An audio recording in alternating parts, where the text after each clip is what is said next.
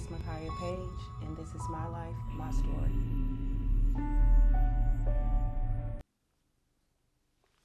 Okay, we're here with another episode of My Life, My Story.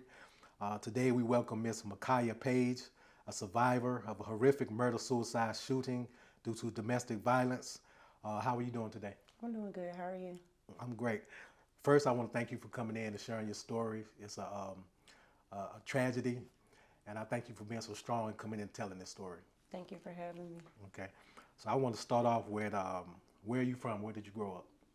Well, I was born in Portsmouth, Virginia, but I spent most of my years growing up in Rocky Mount, North Carolina. Okay. So, what was it like growing up for you? What was your childhood like? I was raised by a single parent. Lived in a household with my sister and my brother. I wouldn't say it was difficult. I mean, if it was difficult, we didn't see any signs of struggle or anything. My mama did pretty much the best she could Okay. growing up. So, and um, like I said, I didn't see any signs of struggling.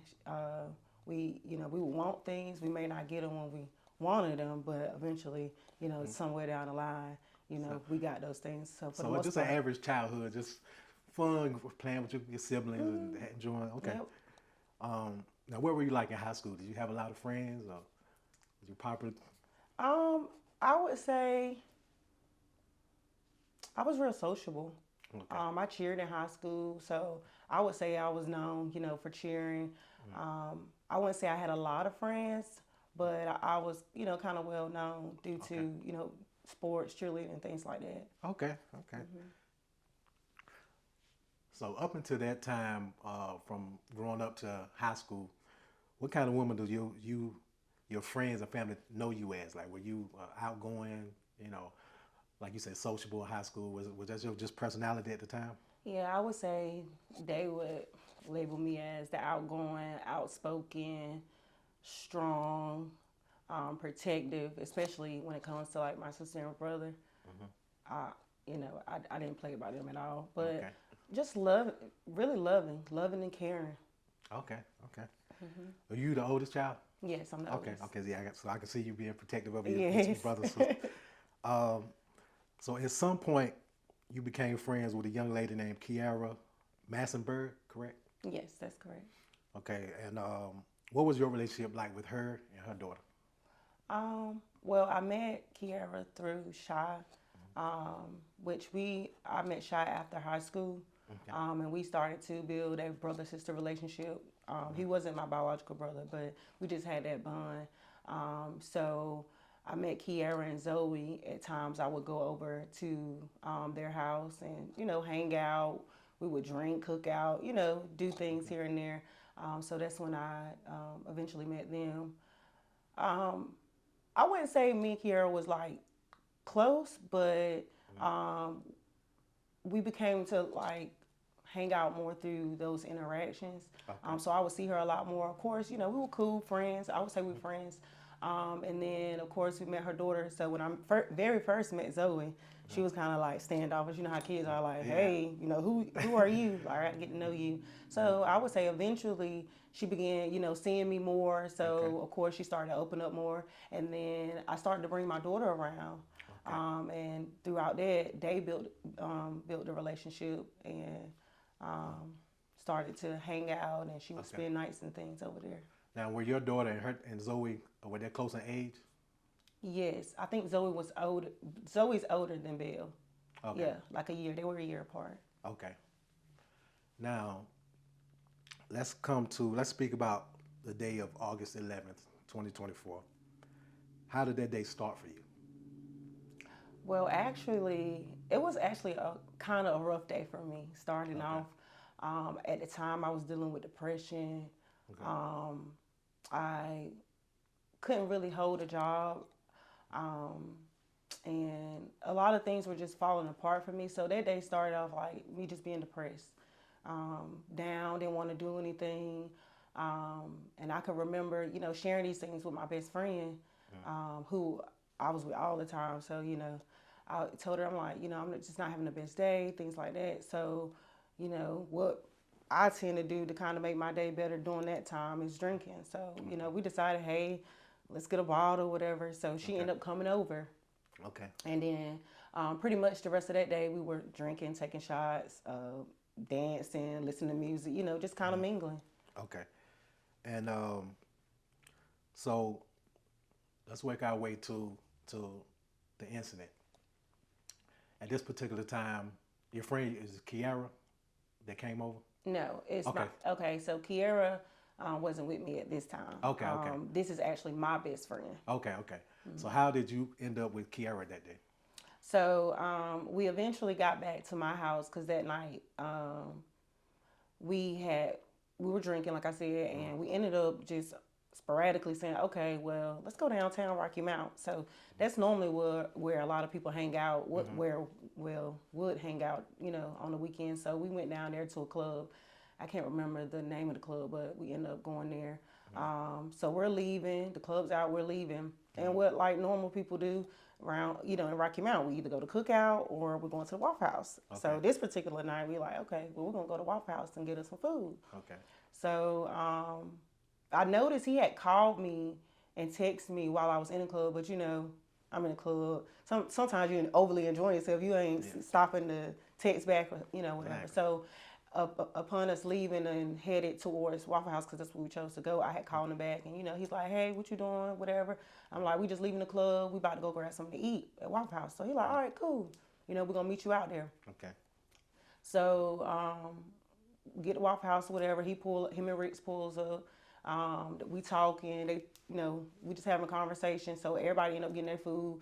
And the people I was with was like, okay, well, we're ready to go. So he was like, well, what you doing after this? I'm like, I'm going back to the house, you know, eat my food, whatever. And so he asked, like, okay, can, you know, me and Rich pull up, which that wasn't out the normal because when we would hang out, whether it was at his house or wherever, you know, we hanging out, we hanging out till like 3, 4 o'clock in the morning, you know, whatever. So I'm like, all right, cool. Didn't think nothing of it. So we got to the house. My best friend ended up going home. My neighbor was with us too as well. So she went across the street, well, next door. She went home and I ended up going to the house. So at the time it's me, Shy, Riggs, and my daughter. Okay. And we in there chopping it up, talking. I can remember them joking at me about my Waffle House, my food that I got from Waffle House, because I had some hash browns with mushrooms and cheese. So they picking at me. So eventually they like, well, I'm hungry. You know what I'm saying? So it's this store that's in Sharpsburg that people normally go to because they have food, the L&L, where they have burgers, fries, and stuff. So they end up ordering them some wings from there. Okay. And after they ordered their food, I can remember him having a conversation. Me and Ricks had stepped out. We was having a conversation. And Rick's is a guy too, right? Yes, he was also involved as well. Okay. Us having a conversation, and Shy had got on the phone with Kiara on FaceTime. So they're having a conversation. I can't really remember the conversation, you know, verbatim, but I do know he was trying to get her to come over, you know, to where he was. Okay. And I know eventually she agreed. So she ended up coming, and it was her and Zoe. At this time, they are deciding to, you know, okay, let's go get our food. So I'm in there, we in my kitchen area, and, you know, they about to go whatever. And it was kind of strange to me that Rick had gave me his gun. He had ended up giving me his gun, but at the time what I had on some shorts. So like the gun, I tucked it inside my, you know, my shorts, but of course they weren't tight enough to kind of hold it, so the gun fell out. Okay. So at this time, you know, Shaw picks up the gun, but I'm not thinking nothing of it like, oh, you know, anything's gonna happen. I'm thinking, okay, he knows the kids are in the house, and we just can't have this gun just sitting here, you know. So think nothing of it. He grabbed the gun, they leave, go to the store. So at this time, my daughter and Zoe are on my bed. Kiara's sitting at the foot of my bed. And I can remember us having a little conversation here and there. She's scrolling on her phone. And like I said, the kids are playing. They end up coming back, you know, from the store, eating their food, and, you know, we still talking. And I don't know what exactly happened or what was said. Like I said, they had a conversation, Kiara and Shy, and I don't know what was said in the conversation, but it upset her where she was ready to go.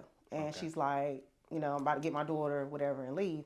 And for a while, for a little minute, they were still going back and forth. So I'm trying to keep the girls kind of focused on the game, like, hey y'all see this or whatever, trying to keep them off of them going back and forth. Okay. So eventually, so at that time when they arguing, and is it kind of loud? yeah, in a sense, okay. like you could kind of can see hear where it it's and you going. can That's why tell. I'm Okay. trying to keep the kids like not focused on it, but playing the game. Okay. So eventually she's like, yeah, picking up Zoe, like leaving. So she's walking out and they still going back and forth or whatever. And I could just remember that Zoe was just crying and screaming like, I don't want to go. Like, I don't want to go. So, I'm telling them, like, that's cool. Like, if she want to stay, that's fine because, my daughter would spend nights over there. Yeah. So I'm like, it's fine, y'all. She can stay the night with Belle. That's, cool. Y'all go and, come get her in the morning. And then Kiara was fine with it, but Shaw proceeded to say, like, no, like, she not staying. So at this time, we still, Kiara asked could she go out my back door. So I'm like, yeah. So what I do, like if anybody comes to your house, you walking them, seeing them out the door. Yeah. But I actually end up walking with her to the car. So as we going, they still going at it. So at this time we outside. She's still screaming. Zoe's still screaming, saying she don't want to go. I'm still asking, could she stay? And that was fine. But her dad was like, no. Like, Sha said, no, she can't stay. And Kiara was like, it was fine, whatever. But eventually I just gave up, her parents said she couldn't go. So I just left it alone. So at this time, they're in the car and Sha's on the passenger side. So you know how sometimes you might be in the car and you might got the doors open, wide open, but you kind of got your leg out and one leg in. And Kiara was in the driver's seat and Zoe was in her lap. Okay. So I, was talking to them still, to Kiara through the window. And eventually, like I said, I gave up. So I walked towards the top of my driveway at the time. And at this point, I can kind of see them in the car. And Rick's was standing next to the car, like a little ways from it. But I could kind of see everybody in my view. And they were still going back and forth. And just out of nowhere, he shot both of them. He shot his daughter and shot Kiara. So I'm just in shock. Like, this ain't what I'm seeing right now. And then I can remember hearing Rick's like what's going on, bro? Like, what you doing? Trying to get the gun from him. And they, tussling because he's trying to get the gun from Sha. They tussling, whatever. And Sha still gained the gun back. And at this point, he shot Rick's 3 times. Yeah. And then I'm still. Which is his friend. Yes, which is his homeboy. Yeah. Yeah. Wow. And I'm just still in shock. I don't know why I didn't move. Like, thinking about it now, I'm like, when I seen this, why didn't I take off? So as I'm turning to like take off to like everything kicked in, like run, Makyah, he ended up shooting me 2 times in the neck and in the face. So me proceeding to run, I fell first on the concrete. Because I ended up scraping my knee and my arm. I laid there, but something in my head was like, Makyah, get up and run. Don't lay here, get up and run. So I got up, mind you, it's early in the morning, so it's like 4, at this time, it's like 4 o'clock in the morning, whatever, going on 5 o'clock. It's mildew on the grass. So I didn't have no shoes on at the time because I walked out with no shoes on my feet. Yeah. So I slipped and fell due to, the thing. Just kind of like wet. Wet outside. So I remember seeing my daughter when I proceeded to run. I'm telling her, like, go, run. So she goes and runs into the house. And at this time, like I said, as we were trying to run into the house, I slipped at the bottom of the stairs. And at that time, I knew I had been shot because I could see kind of like the blood dripping on the steps or whatever. Yeah. So I managed to get in. Wow. And then when I got in the house, I don't know where my daughter went. All I know is she was in the house because I seen her go in the house. I don't know if she went and hid. I don't know where she was. But I proceeded to go into my bedroom. And I'm thinking at the time, thinking on it now, like, why didn't I lock the door? Yeah, like, behind me. But I'm thinking now, like, even if I did, he had a gun. He could have shot the hinge off and still made his way in the house. So he follows me in the house. He followed me in the house, and you know, he's holding the gun, like coming close to me, holding the gun, to my face, to my foot, and I'm begging and pleading, like, please don't shoot me, like, Shy, don't shoot me. And all I can remember from that night that wasn't Shy at all. Like, looking into his eyes, and people may not believe me, but his eyes were black. And our eyes, we have the ring around the white part, but his eyes was black. When I mean completely black, that wasn't him.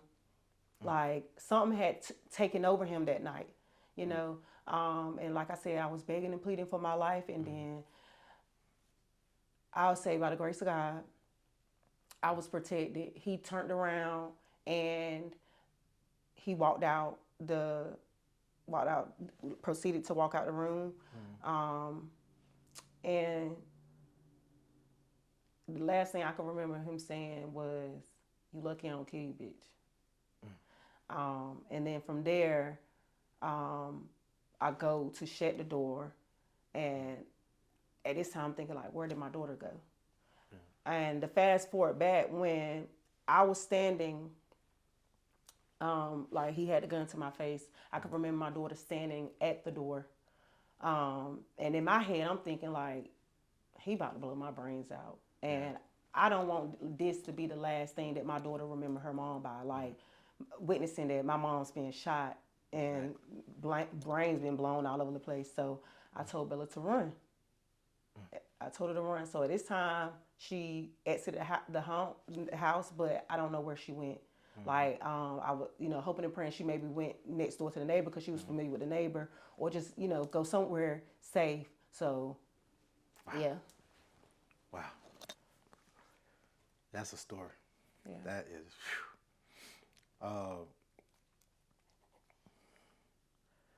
So, you say when you looked at him, because you knew him, this is a friend of yours, and you looked in his face, you saw a different person. You saw somebody completely different.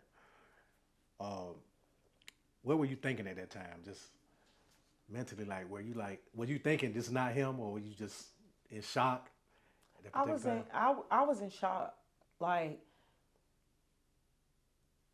is this a dream? Like, wake me up, because I would have never thought in a million years that, he would, be doing this, especially from the Shy I knew. Yeah. I would have never thought, Yeah. So it really shocked me. Like, I really thought I was in a dream. Like, this can't be real. Wow. Now, at what point did you hear Kiara and Zoe didn't survive? Okay, so at this point, I'm at the hospital. Wait a minute, let's take it back for a second. So when you were shot and he walks out, did you pass? Do you remember passing out or anything, or? I remember shutting the door because I was scared and I didn't know, like, he was gonna come back, turn around, whatever. So at that time, the instincts kicked in of, like, okay, let me shut the door behind her. Okay. So I shut and locked the door. I can remember feeling like I couldn't breathe. I was cold, and the first thing that came to mind was, like, call my mama. So I ended up calling my mom and, letting her know, like, I had been shot. Yeah. And she didn't believe me at first. She's like, what? Like, what's going on? Like, she kind of shocked and in disbelief, like, what you mean he shot you? So eventually, I guess she ended up turning, like, actually looking into her phone and could see, me bleeding out and things like that. And I'm just telling her, like, I love her. Like, I didn't know what was about to take place. All I know is I couldn't breathe and I was cold. I was weak, and I just laid on the bed. And at this point, she got off the phone, and I think I did make an additional call. I think she called as well. And I made an additional call to 911, and all I can remember is just laying there and just praying, like, Lord, please let me make it through this, because I'm not ready. Like, where I was at the time, I wasn't living right. So, and I'm like, if I was to go, if the Lord was take me right now, I know where I'm going. So eventually, the police came. I could hear them outside, but I was so scared to the point I still lay there. I was like, well, if they gonna come in here and get me, they gonna have to kick this door down. So I know, for sure Exactly, yeah. that, I'm safe. So eventually they did kick the door down to come in and get me. And they carried me out to the ambulance. Okay, so at what point did you hear that Kiara and Zoe didn't survive? Okay, so at this time I was at the hospital. I was, they had me in a room, that they take you in once, you got in there. Because when I first got there, of course, they were, they stripped me all my clothes, Lord. But they were more so just making sure that the bullet had exited the body and I wasn't, needing to go into surgery. So at this time, they didn't find, they didn't have a trace of the bullet being left in. So eventually I was moved to a room. For a while, they weren't allowing people to come in unless my mom gave permission. So at this time, my daughter's godmom and her sister were the first to visit me, and they broke the news to me that Kiara and Shy hadn't made it. But at this time, they were saying that my mom had eventually told me that Zoe was in surgery. Okay. So she was still alive at this point. And what about the guy Ricks? They wouldn't give me any information on him. They didn't have an update. But I did know he was in Greenville as well, where I was. Yeah. Okay. But eventually he wound up surviving. Yes, he did. Thank God. You found out, yeah. So let's turn this for a moment to you starting to heal, as far as the hardest part for you after the physical wounds started healing. Because I would imagine anybody that went through that, they had some mental scars. Would you say that affected you, like the mental part of it, once you start healing physically? Yeah, I would say so, because I was already dealing with mental issues. I had some mental issues with, depression, anxiety, being overwhelmed, overthinking, a lot of things. So I was already dealing with it. And I would say the hardest part is adding on to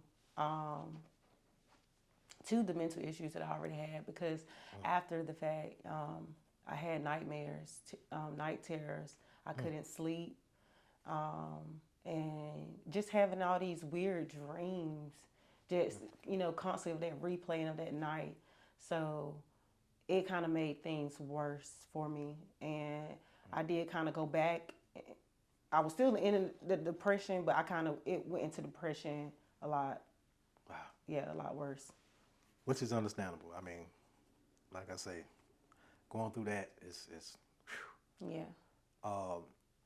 Now, what would you say helped you the most? Was it like faith, family, therapy, whatever was your it to help you get through this?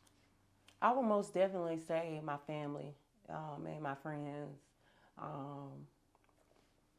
First and foremost, getting through this, it wasn't nobody but God. God gave me the strength to keep pushing forward, even though sometimes and some days I just wanted to give up. Like, and I was for a while questioning God, like, was it the survivor's guilt? I was having that, like, why me? Why couldn't they still, be here? Why did you allow me? So I would definitely say it was God giving me the strength to push through. My family and my friends, my mom first and foremost, because that's my girl. So, and when I had those moments, I'm always calling her, like, whether it's good or bad, like, Mommy, I don't think I can do this. Like, I give up. It was tough. And I can also say me making a decision. Start going back to church, because I was always brought up in the church. But once I got older, even though my mom would still say, make sure y'all go to church on Sunday, because I want to make sure, Bella's growing up in church and she's knowing God. I was still struggling with it. I would go here and there, but, not as consistently as I'm going now. So me going back to church more and getting involved in small groups. I'm actually in a small group now called Healing Your Past, which is led by Ella Jones at my church, Word Tabernacle. Okay. So, and then just me making a choice to do therapy. Okay. Wow. So I've been doing therapy, and I also just recently made the decision to actually put myself on medication as well, Okay. to kind of help with the overthinking and the anxiety and things like that, which I can say has helped tremendously. Okay. And I want to add this too because not only did you go through this, your daughter went through this, Bella, right? How do you think she was affected by this? She was affected by a lot too, having the dreams and seeing everything, because she actually seen everything happen too. So she will sometimes have her episodes as, like, Mommy, I miss Zoe, you know, having the night terrors from it. Because she was young, she was 5, so she don't really know how to process that. So I would say it was very hard for her, because we're also getting her therapy, Okay. due to, like I said, not being able to sleep, having night terrors. Even after the fact, she would have these things where she would wake up in the middle of the night, still sleep, but she's crying. Yeah. So it affected her a lot. Wow. Now, what would you say? How would you say this changed you as a woman? Because how old were you at that time? At the time, I was 29. 29. So you're a couple of years older, Yeah, I'm a 31. little bit more mature. How would you say that's changed you? And I ask you that because some people, when they have that's what you had was it's a near death experience, and they see life. They want to experience more life when they see that they almost passed away. Some people want to travel more. Some people want to may go to church more. Some people just want to enjoy life more. Would you say that helped change you? Yeah, it changed me more so wanting to really get back right with God. Okay. Because I realized I was given a second chance, and now knowing like it was for a reason, that's the main thing. Like getting my life back on track. Even with financially stability, having stability, because at the time I wasn't doing right at all. It has brought me to not even want to partake in some of the things that I was partaking in back at the time with, drinking and smoking and going out and, being around certain crowds, Wow. So, and it just made me want to become a better person, a better mom, having to have my daughter witness that, just becoming a better person all around, like for being a better daughter, friend, sister, it just changed. It opened my eyes to a lot. Like, hey, let's just try something different. Because at the time, I was trying to do what I felt was right for my life. Exactly. But I was like, you know what? I'm going to fully surrender to God. And I'm going to see how, if I do it His way, Exactly. how that can change my life. And it has changed my life for the better. Wow. Now, what would you say to someone who is currently going through trauma and they may not know where to start as far as their healing process? What would you say to them? I would say to them that they're not alone. Their life matters, and although it may not look like it now, that they will make it through, and to not give up. Wow. Okay, I just have one more question for you, Makyah. Okay. After everything you've been through in your life, as far as with this tragedy as well, who is Makyah Page today? Today, I am a survivor. I'm still healing. I'm still growing. And I can't tell. Hold on. But I'm here. And that's what matters the most. Wow. Yeah. Well, I want to say this, that it takes so much strength for you to come in here and speak about this tragedy that you went through. And I want to just thank you for coming in and being transparent, telling this truth and telling to maybe help somebody younger, to maybe help you heal a little bit more by telling it. And I just appreciate you, appreciate your family, and I hope that you continue to grow and heal, Thank you. Continue to be a blessing to somebody else. Yes, thank you. And I appreciate you for having me. No problem. Thank you. Thank you.